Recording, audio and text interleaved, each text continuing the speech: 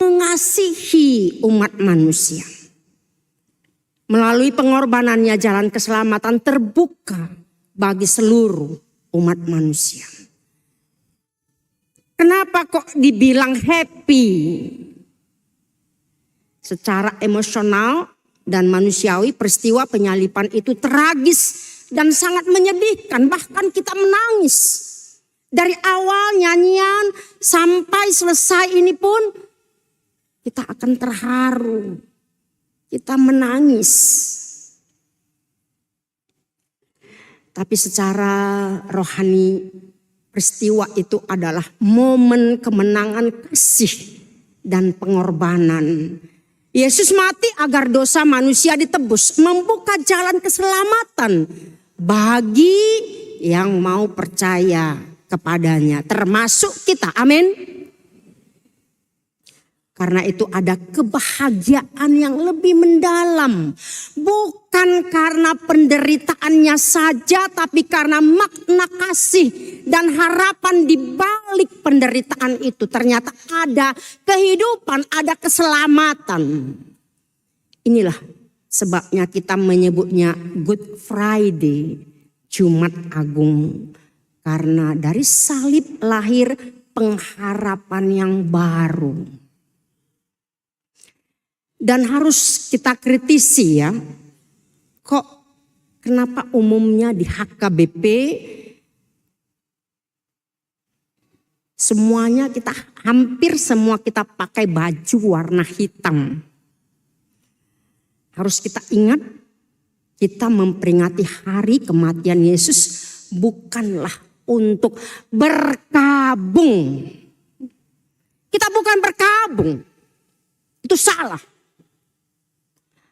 Kata Yesus kepada perempuan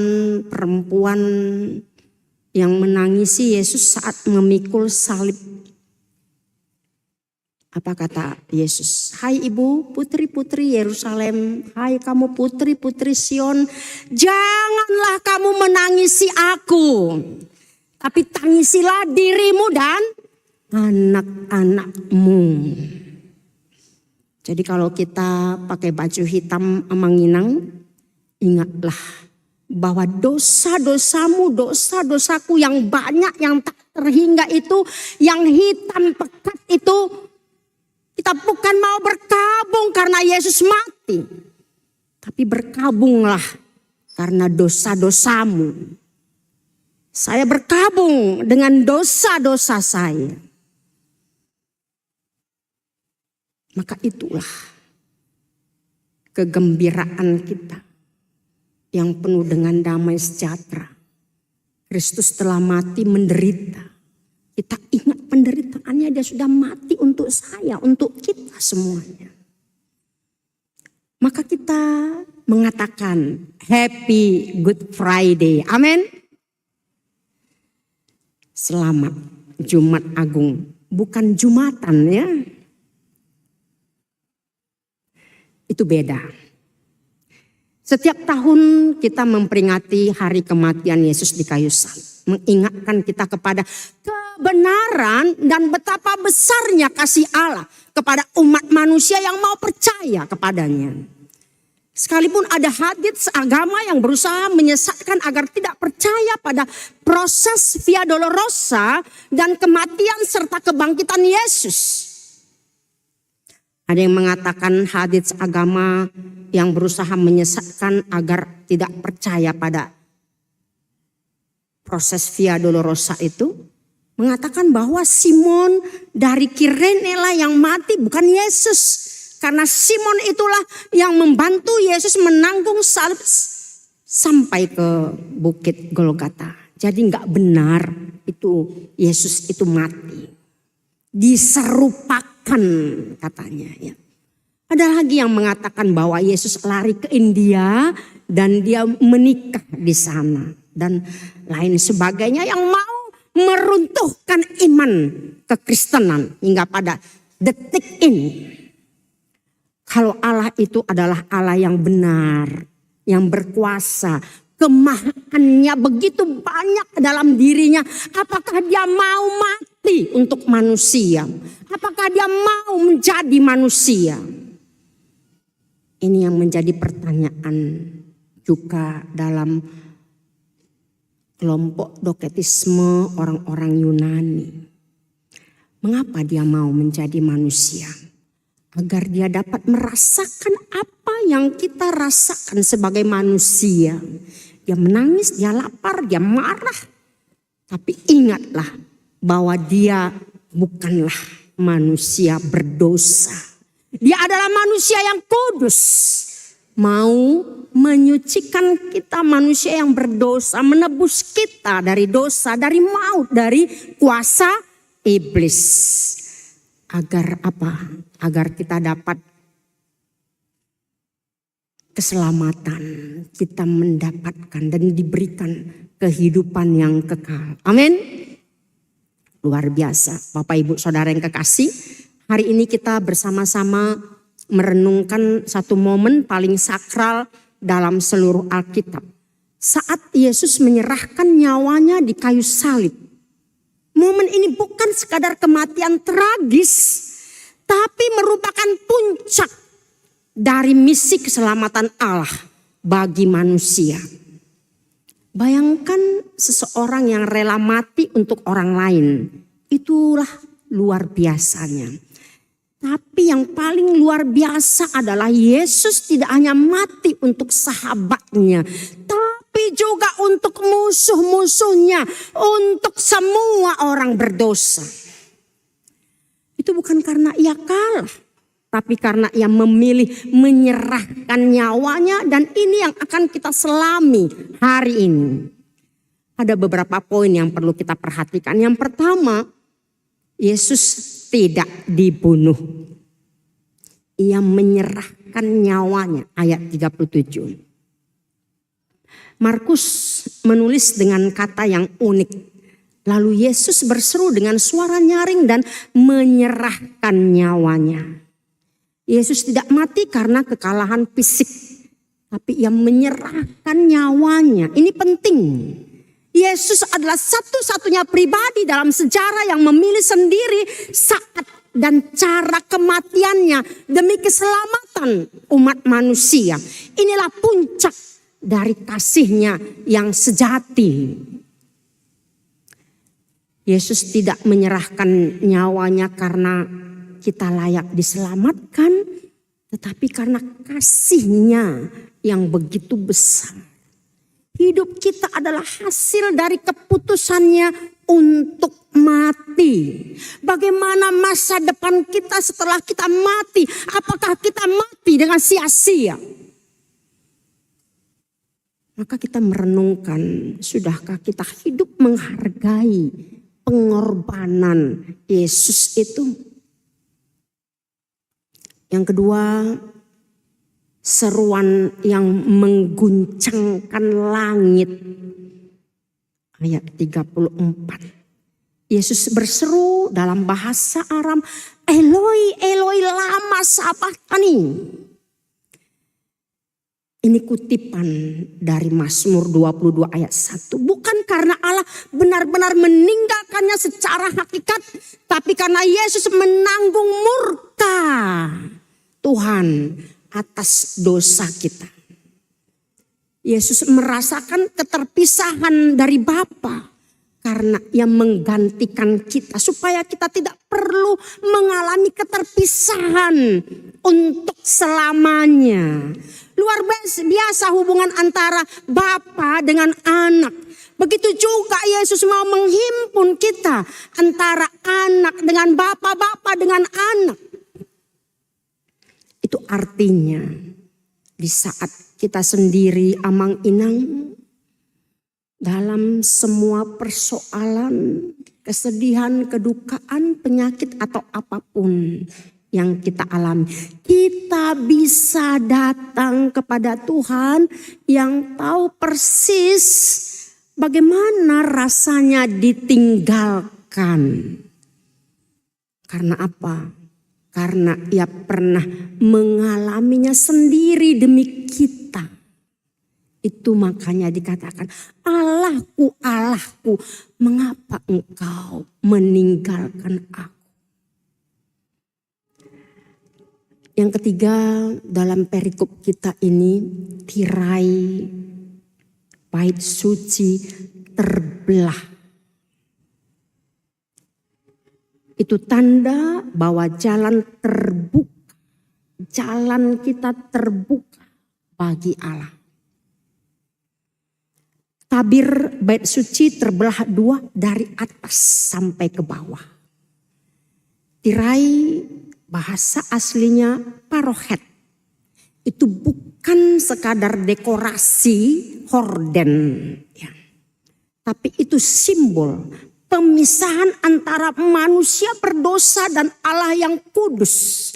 Tapi dengan kematiannya Yesus merobohkan, mengoyakkan penghalang itu. Maka ketika gempa bumi itu terjadi, maka tabir bait Allah itu terbagi dua, terbelah dari atas sampai ke bawah. Artinya Allah sendiri yang mengambil inisiatif membuka jalan kita untuk datang kepadanya. Maka hari ini Amanginang, kita tidak perlu takut datang kepada Allah. Jalan sudah terbuka. Tuhan rindu membuka hubungan yang baru, yang dekat dengan kita. Bahwa Allah itu bukan Allah yang transenden lagi, tapi Allah yang imanen. Bukan Allah yang jauh, yang susah dijangkau oleh manusia berdosa. Tapi dia Allah yang dekat dengan kita. Itulah kasihnya. Maka datanglah kepadanya. Jangan tunggu sempurna dulu. Tapi datanglah dengan segala kekurangan kita. Dengan segala kelemahan kita. Dengan segala ketidaksempurnaan kita.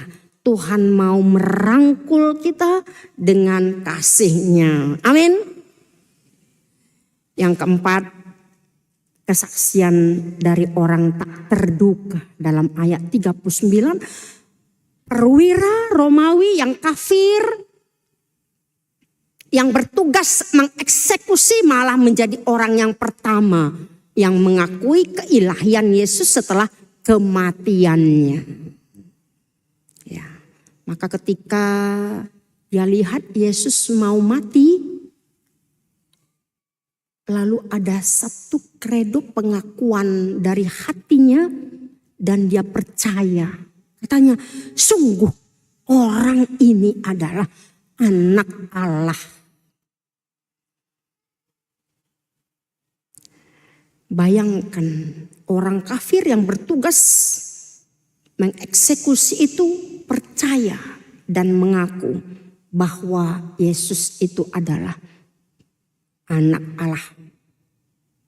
Ini menunjukkan bahwa pengakuan iman tidak terbatas bagi yang religius.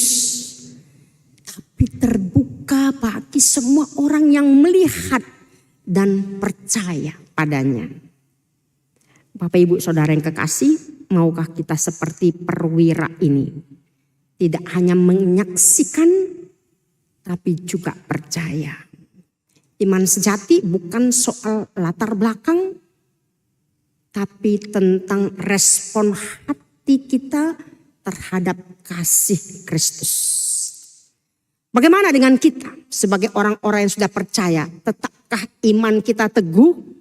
Walaupun ada banyak ancaman, ada tantangan, ada masalah dalam kehidupan kita, di rumah tangga kita, di tempat kita bekerja, atau dimanapun kita beraktivitas melakukan pekerjaan kita. Apakah tantangan yang kita hadapi itu? Iman kita melempemkah? Atau bahkan murtad seperti yang dilakukan oleh orang-orang di luar sana. Yang kelima, dalam perikop kita, para perempuan yang setia. Ayat 40 sampai 41.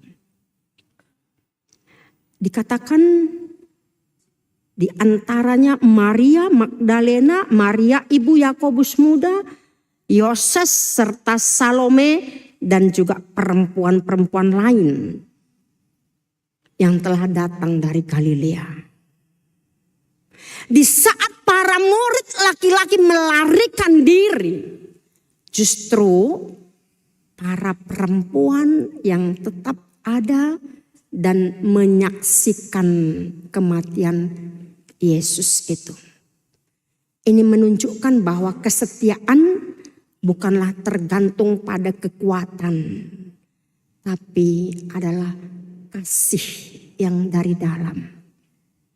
Ada banyak perempuan-perempuan yang mencintai, yang mengasihi Yesus dalam pelayanan tanda petik ya. Mereka melayani Yesus sejak di Galilea dan mereka tetap ada sampai akhir detik-detik kematian Yesus, sampai Yesus mati dan bahkan menjadi saksi nanti kebangkitannya kelak. Luar biasa ya, peran perempuan ikut dalam sejarah keselamatan, kematian dan kebangkitan Kristus. Bapak Ibu Saudara yang kekasih, Tuhan mencari orang-orang yang setia sampai akhir. Apakah kita setia sampai akhir Amang Inang? Amin. Harus kita aminkan. Tengok nantilah Inang Pendeta. Saya kan manusia biasa. Harus kita mengatakan, aku harus setia sampai akhir. Sampai aku mati. Amin. Ya. Katakan di dalam hatimu dan itu menjadi komitmen imanmu. Saudara yang kekasih dalam Kristus, Yesus tidak mati karena kalah, tapi karena kasih. Ia menyerahkan nyawanya bukan direnggut. Ia memilih jalan salib supaya kita tidak binasa. Kita memperoleh hidup yang kekal. Ada 3 kebenaran yang penting untuk kita bawa pulang. Bukan oleh-oleh ya. Yang pertama, Yesus menyerahkan nyawanya. Itu menunjukkan kasihnya yang aktif sampai hari ini dan kekal. Bukan pasif. Yang kedua, tirai sudah terbelah. Itu adalah jalan kita kepada Allah sudah terbuka karena Kristus. Yang ketiga, iman kita bisa lahir dari siapapun, bahkan dari orang kafir, dan menjadi saksi dimanapun berada. Yang menjadi pertanyaan bagi kita, apakah aku sungguh-sungguh menghargai nyawa yang diberikan untukku? Apakah aku datang kepada Allah dengan keberanian sebagai anak kepada Bapa? Apakah aku mau bersaksi dan setia seperti para perempuan-perempuan itu? Maka hari ini kita bukan hanya mengenang kematian Kristus, tapi merespons dengan hidup yang diserahkan kembali kepadanya. Karena dia sudah menyerahkan nyawanya kepada kita. Melalui peringatan kematian Yesus ini juga kita diingatkan dan diajarkan agar tidak pernah lupa menyerahkan diri kita, nyawa kita kepada Allah kapan dan dimanapun. Anytime kita harus serahkan diri kita kepada Allah. Ya Tuhan, ku serahkan tubuh dan nyawaku, rohku ke dalam tanganmu. Karena kita tidak tahu kapan kita mati ya. Maka kita harus selalu berpaut kepada Allah. Karena dialah sang pemilik hidup mati kita. Saya ucapkan sekali lagi kepada kita Happy Good Friday. Bersukacita dan berbahagialah bahwa Yesus sudah mati mengalahkan kuasa kematian agar kita beroleh kehidupan dan kekekalan. Maka jangan kita takut Amang Inang. Yesus mengundang kita dalam perjamuan kudus. Itulah kebahagiaan kita. Supaya hidup kita terus terjalin dalam damai sejahtera. Bagi keluarga kita, suami, istri, anak menantu, mertua, ya. Tetangga-tetangga kita, bahkan orang-orang yang ada di sekitar kita. Itulah yang harus kita ekspresikan, kita aplikasikan dalam hidup ini. Dia sudah membuka jalan kita kepada Allah. Allah adalah Bapa dan kita adalah anak-anaknya. Amin. Kita berdoa. Tuhan Yesus yang baik, kami bersyukur dan berterima kasih atas kematian-Mu, pengorbanan-Mu, mengalahkan maut, agar kami beroleh kehidupan.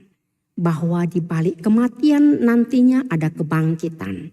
Dan Engkau sudah menyediakan sorga bagi setiap orang yang percaya kepadamu. Dan semua kami yang percaya hari ini kepadamu. Berkatilah, ajarlah kami Tuhan, ingatkanlah kami, beri kami keberanian melalui Roh-Mu yang kudus. Agar kami menjadi saksi bagimu untuk orang lain. Supaya semakin banyak orang percaya kepadamu, melihat teladan iman kami, teladan perbuatan kami, teladan kasih kami. Terima kasih Tuhan, Engkau sudah menyerahkan nyawamu sebagai anak ke dalam tangan Allah Bapa di sorga. Engkau juga mengajar kami agar kami juga senantiasa terus menyerahkan tubuh nyawa kami ke dalam tangan kuasa-Mu. Inilah kami Tuhan, kami boleh berbahagia untuk menerima keselamatan daripada-Mu. Terpujilah Engkau kekal sampai selamanya. Di dalam nama-Mu yang kudus, Tuhan Yesus Kristus, kami berdoa dan bersyukur. Amin.